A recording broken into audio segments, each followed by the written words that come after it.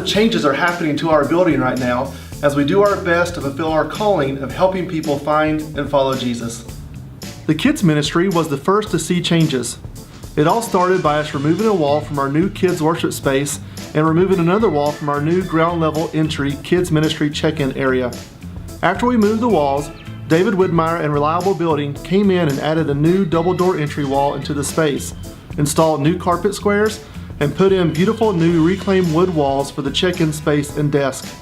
Parents will now be able to come into the side door to check in their children. This new ground level entry makes it where parents do not have to walk up and down stairs to drop off kids before worship. It also gives our kids a safer environment by having check-in before people get to the kids space.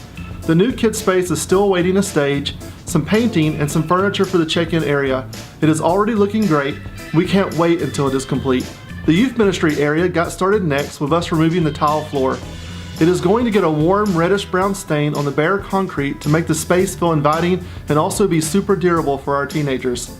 Reliable Builders came in after this and diverted the handicap ramp for us to open up the room and to point it at the elevator for easy access. The next step for the youth room is to install overhead cam lighting, a stage for Sunday night worship, and a sound booth. After the youth and children's spaces are complete, the next renovations will be in the sanctuary and foyer.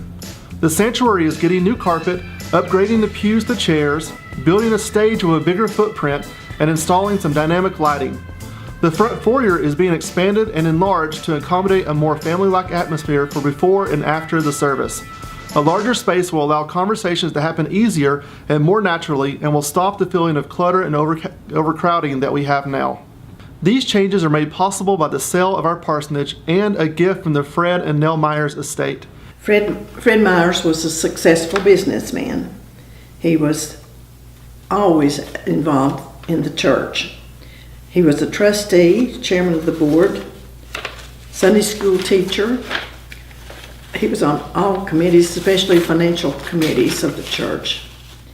He was a member of the choir for many years, and he and his daughter Catherine often sang duets for us. Nell Myers, she was Nell Stanberry Myers, was a beautiful lady. She taught the 2 to 4 year old children for years. She was always busily involved in preparing meals,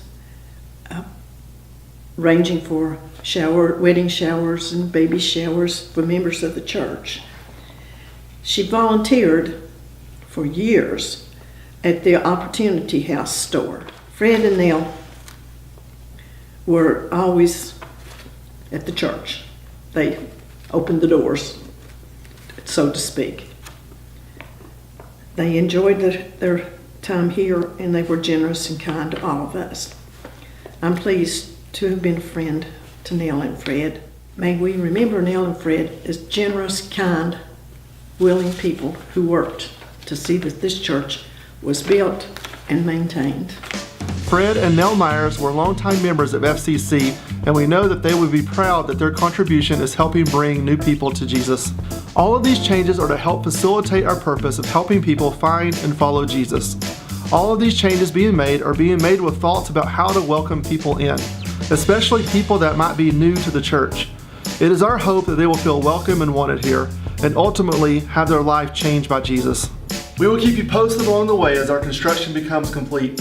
And keep praying for us that we're doing everything we can to help fulfill our calling of helping people find and follow Jesus. And be patient with us as the construction is ongoing.